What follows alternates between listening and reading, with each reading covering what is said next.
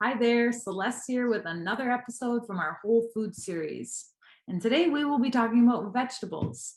I know many of us grew up on meat and potatoes with a tiny little side of undercooked and uninspired vegetables. But we now know more than ever how important getting in vegetables is for our health and longevity. In this video, I hope to share some really good tips to make you feel more confident and empowered going into our cardinal kitchens and preparing vegetables. So in this video, I will briefly touch on the benefits vegetables have on our body, but spend majority of our time talking about cooking techniques, methods, and putting together a really good fall soup. And just a disclaimer, I am not a professionally trained chef. I am only somebody who learned how to cook in my early 20s. And I'm sharing things that were very helpful in my journey learning how to cook healthy. So there's plenty that I have to learn and maybe even something from you. So if you want to share something with me after this video, feel free to SCOM or email me and I can learn from you. So let's get into it. One topic that nutrition experts can all agree on is how important vegetables are for our body. Eating a wide variety of vegetables, lots of color, can benefit our bodies in ways that we don't even expect, like easing pain in our bodies. In addition to less pain in our bodies, we can improve our blood pressure, improve our digestion, help our eyes, our skin, our blood sugar levels, making our energy much more stable. Vegetables help reduce our risk of cancer and keep our brain healthy and young and boost our immune health, so protect us from some of those cold and flu seasons. Eating vegetables results in a better quality of life. When you feel good, you live a better life. And it is the reason why here at Cardinal we place such an emphasis on home cooking and providing a healthy environment for our clients to thrive. There are a few main categories of vegetables, and knowing which categories the vegetable belongs to can help you know how to clean it, cut it, and cook it. So knowing that root vegetables take a lot longer to cook than non-starchy vegetables helps in the cooking process, knowing what to throw in the pan first. So the root vegetables are what you see in the top left-hand corner. They're potatoes, carrots, beets, radishes. They're things that grow under the ground. These vegetables take the longest to cook out of the vegetable categories and also have more energies or calories than non-starchy vegetables. So sweet potatoes will make you feel satisfied for longer than, say, broccoli. Onions and garlic are also root vegetables, but they have more water content, making them much faster to cook than something like potatoes. So I include onions and garlic in non-starchy vegetables category. And often, very often in cooking, onions are the first thing to go in the pan. So moving on to the non-starchy vegetable category, these are vegetables that are very nutrient dense and antioxidant rich, but don't have a lot of calories. So they're very good for you, but they're not going to make you feel full. So that's why when you eat a salad, you feel full right away if it doesn't have something like whole grains, beans, or some kind of root vegetable. So non-starchy vegetables have very low amount of calories per pound. So you can eat a whole pound of non-starchy vegetables for 100 calories compared to something like beans that have 600 calories per pound. Cruciferous vegetables are a type of non-starchy vegetable, but I just needed to include them in their own separate category because they are so powerful. They contain something called sulforaphane, which has been heavily researched and shows to be protective against cancer.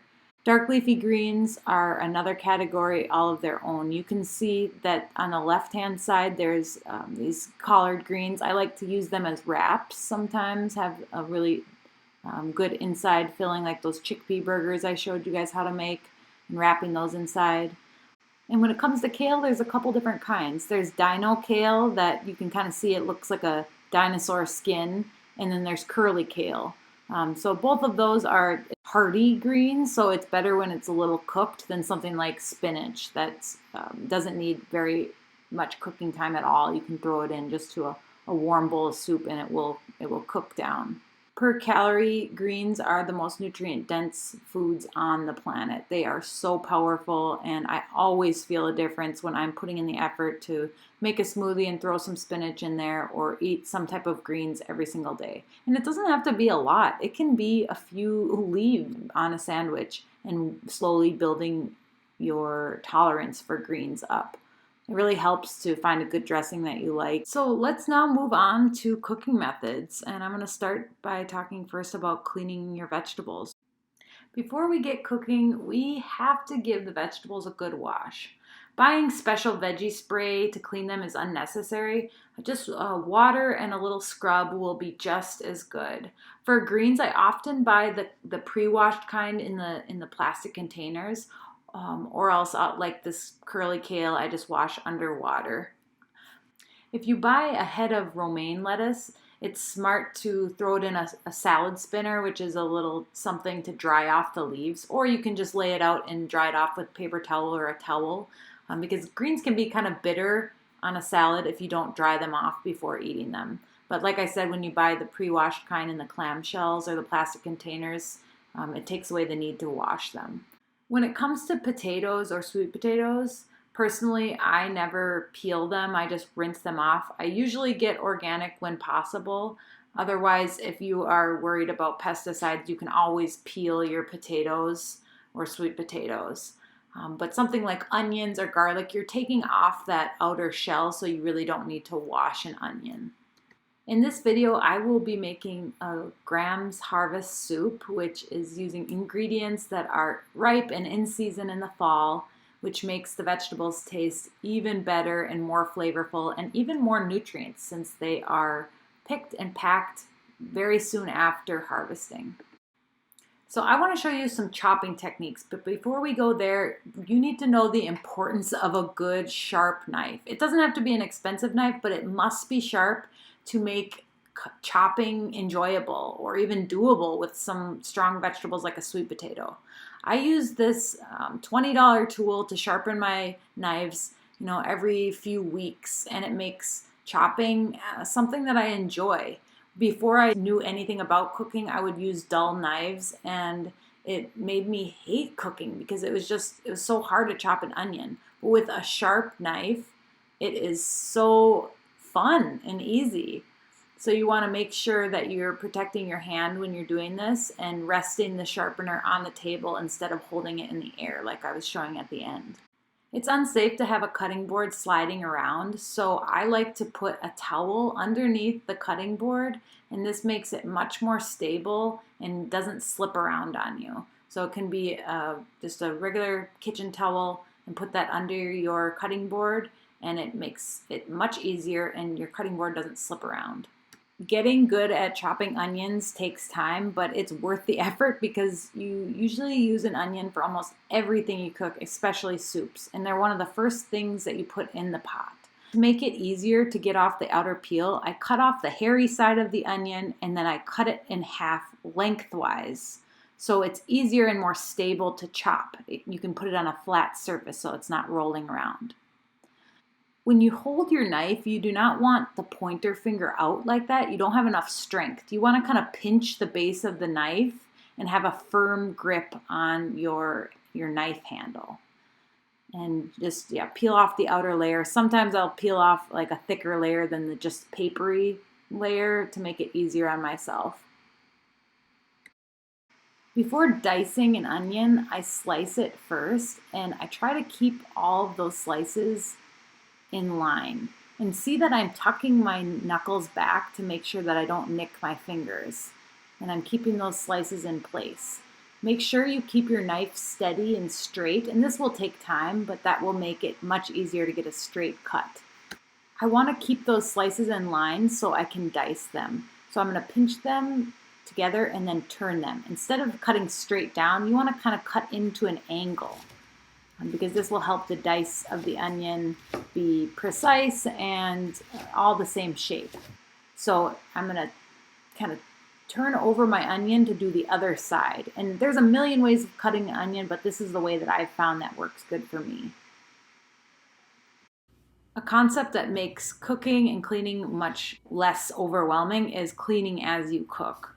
This takes practice, but putting ingredients away, cleaning up your, prep station while you're in the process of cooking makes it much easier at the end of cooking to just tidy up the last little pieces. When you're new to cooking, it's smart to get all of your prep done first before you start cooking. But as you advance in your cooking, you'll start sauteing your onions before you start chopping your garlic and so on. So this is a head of garlic. A lot of people think that when I say 3 cloves of garlic, they need 3 of these things, when really you don't. This is a clove. That's a clove of garlic. So if the recipe asks for 3 cloves of garlic, it's 3 of those. To easily remove the peel, you put the flat side of the knife down and use the base of your palm to smash the garlic clove. And that way the peel will come off quite easily. And it will be ready to be minced. So as I chop this garlic, or I mince this garlic, notice that my knife goes tip of the knife to the heel. And you get a good rhythm, and it is much more efficient to use a knife in this way than just chopping with the front or the tip of the knife. And I know it's intimidating to use a big knife like this, but it makes chopping much more efficient than using something like a steak knife. Using a steak knife to chop an onion is a big mistake because it's so much more, it's just almost unusable. But using a knife that's similar in size and width to the vegetable you're chopping is going to make it much more easy to manage. So notice that I keep going back and forth over the garlic, and I will scoop it up with the side of my knife and put it into a pile and then chop some more. So you're going to mince it into small, equal size shapes. And once it's done, you can scoop it up with the side of your knife and carefully place it in the pan when it's ready to be cooked. Next up to prep is sweet potatoes. You want to aim to buy sweet potatoes that are manageable in size. Sometimes they're so big and hard to cut through. It's nice to find ones that are more manageable size. So first I'm going to show you how to dice a sweet potato. It does take a sharp knife and some strength to do this. Notice that I cut the sweet potato in half just so I have a flat surface so the sweet potato is not rolling around as I'm trying to chop it. In this demonstration, I'm showing you how to dice a sweet potato. There's multiple ways to do it, but in this instance, I'm cutting them into even size strips and then dicing it. And notice that I'm using the base of the knife, the fat part of the knife, because you have so much more power and strength in that base of the knife versus the tip.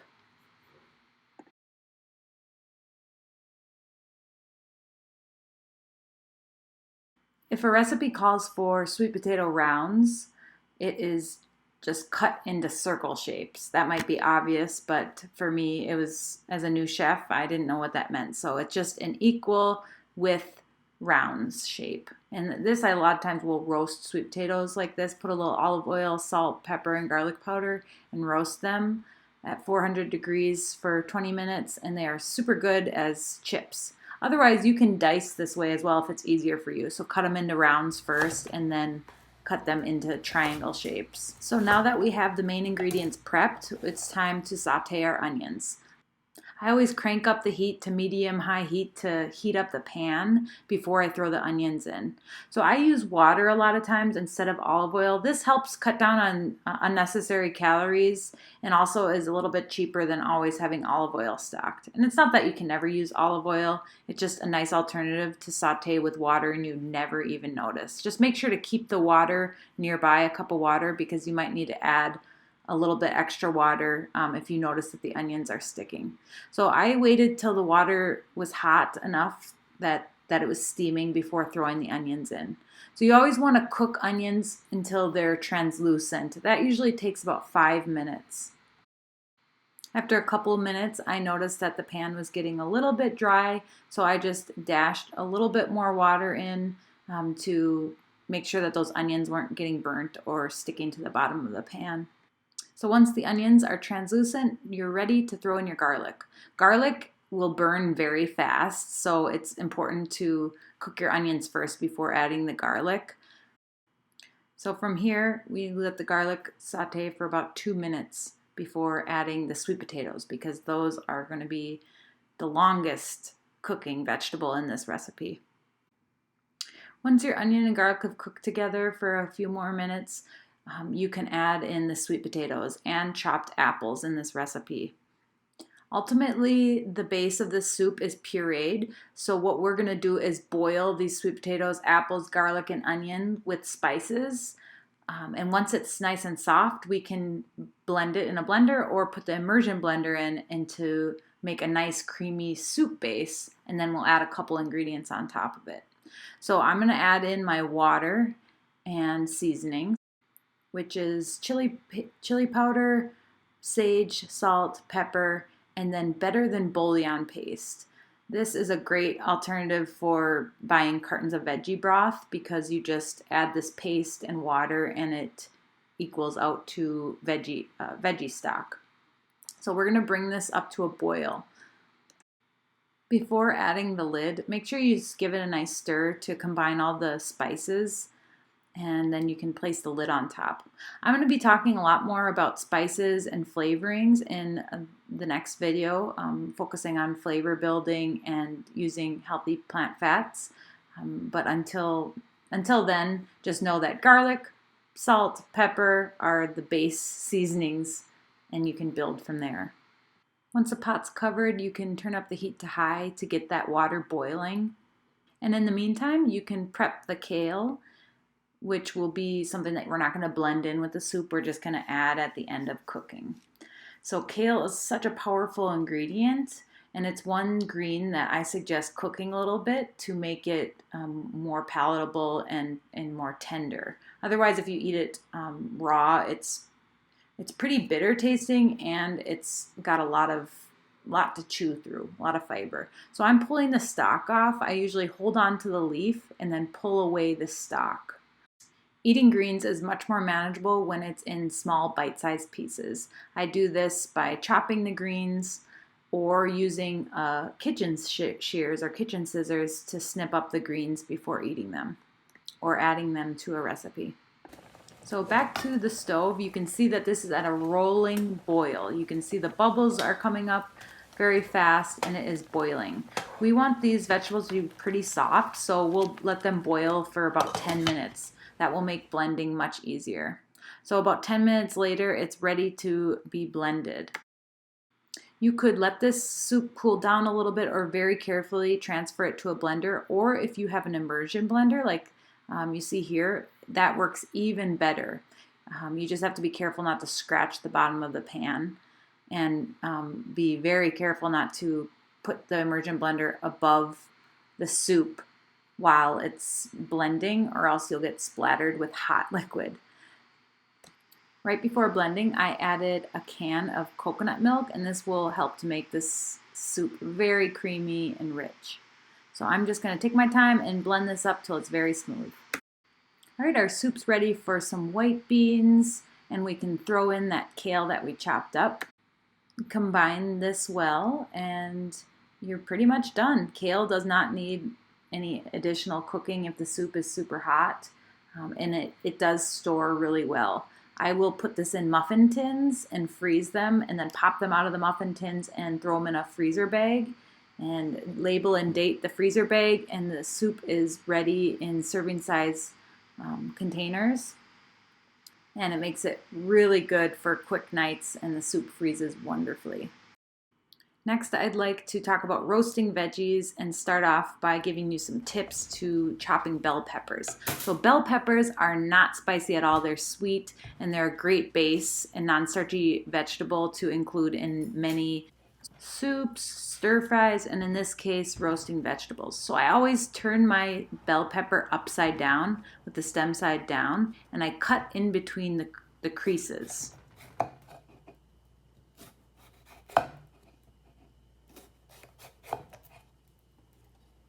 Then I open it like a flower and cut off the top.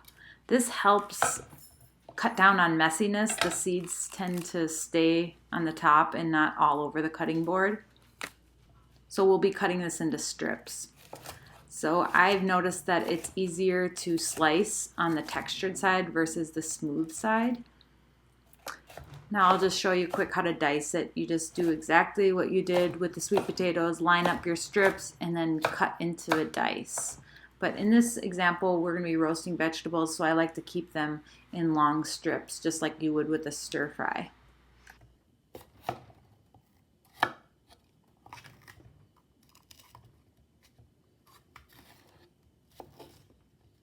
Again, remember, clean as you cook. It makes it so much easier and relaxing at the end of mealtime. Next, we're going to chop up a zucchini to roast. You can tell this is a zucchini by the top. It has that stem versus something like a cucumber that is round on both sides. I've had people get a cucumber when their grocery list needed a zucchini, so just to point out the difference there. So I'll be cutting this in a half moon shape. So we want to cut it into lengthwise so we have that flat surface again so the vegetable is not rolling around on us. And then that will make that half moon shape really easy for us. Notice that my knife is going from tip to base of the knife. That chopping technique, that's like a wave motion, is really helpful and efficient. This is parchment paper. It's much different from wax paper. It makes roasting vegetables and cleaning up a breeze. It is inexpensive and so worth it to always have in the kitchen. It's great for making home-style French fries or roasting any types of vegetables. So I'm going to add my vegetables that I prepped.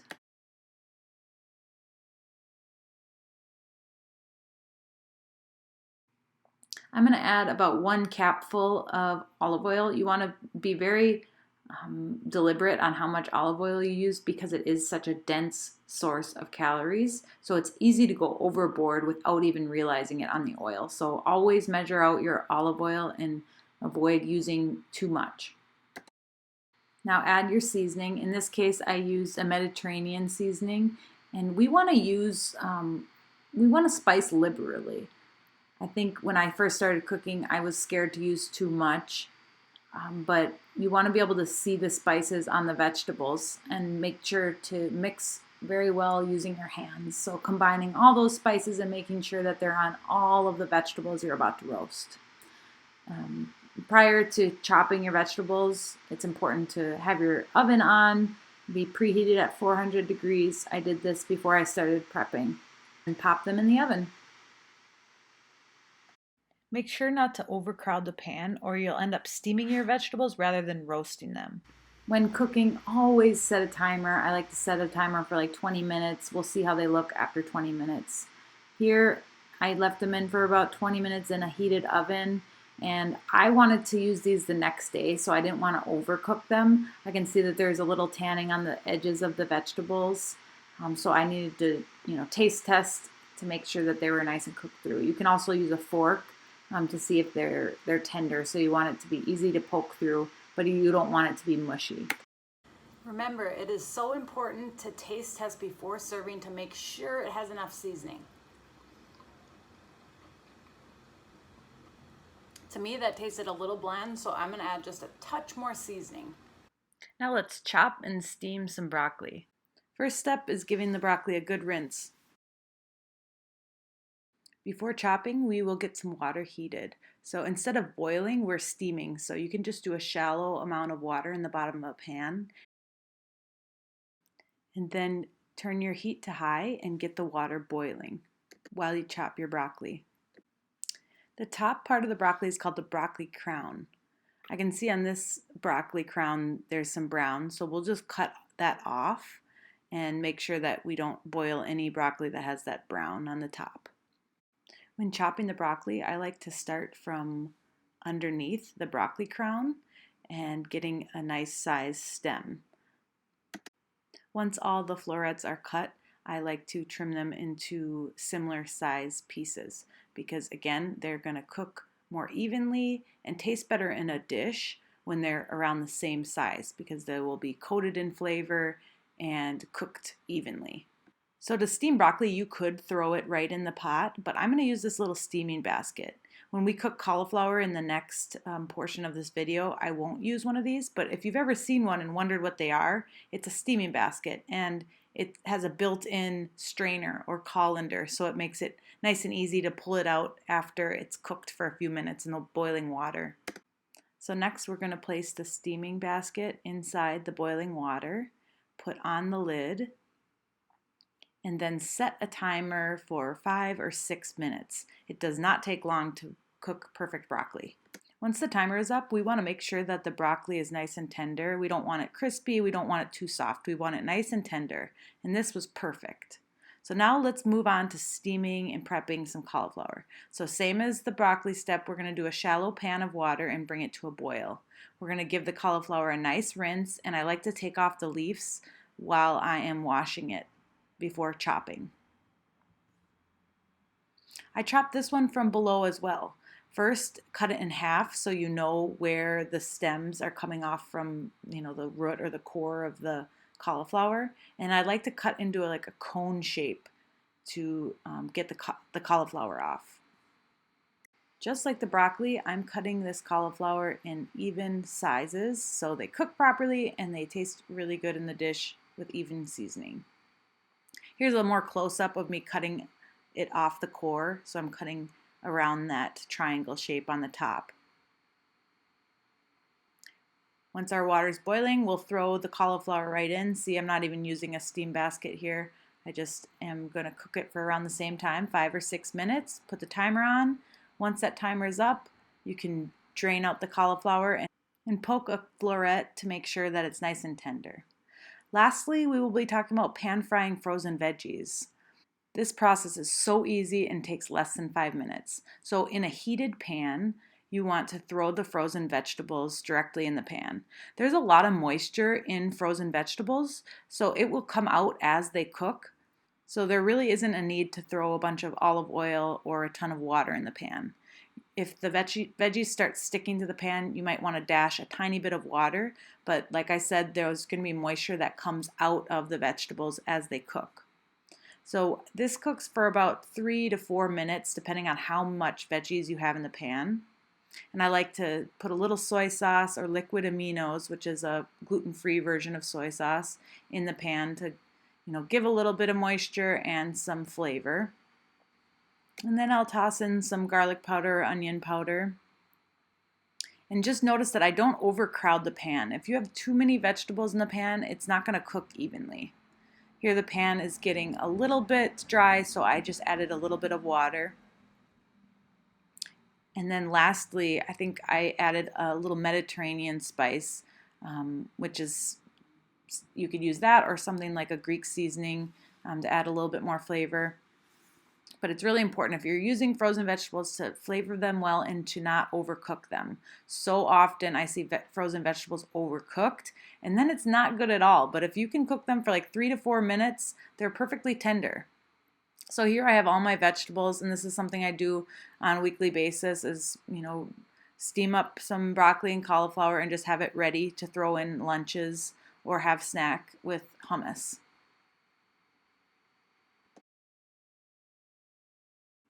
Here's the template that I have touched on both last videos on building a really healthy, nourishing bowl. So today we talked about what the bulk of the bowl is, the colorful vegetables. Then in the last 2 videos we talked about the importance of a complex carbohydrate and a protein source, and how when we have a pot of brown rice in the fridge and we have canned beans, that's a really great start to a healthy meal that's going to keep us full. So the next 2 videos we are going to be talking about creating good flavor with a sauce and talking about fruits, how to pick them, how to cut them, and know when they're ripe.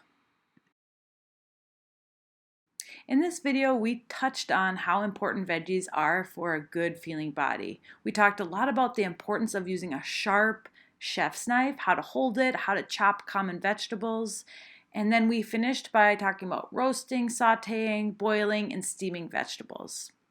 Lastly, we talked about how to cook frozen vegetables and steaming them in 3 minutes, so you can never use the excuse that you don't have time to cook veggies for our clients again. I am so thankful that you're still here, that you watched this video, and I really hope that you got something out of it. If you want to share anything with me or have any questions, feel free to SCOM me or send me an email at celeste@cardinalofminnesota.com. Thanks and have an awesome day.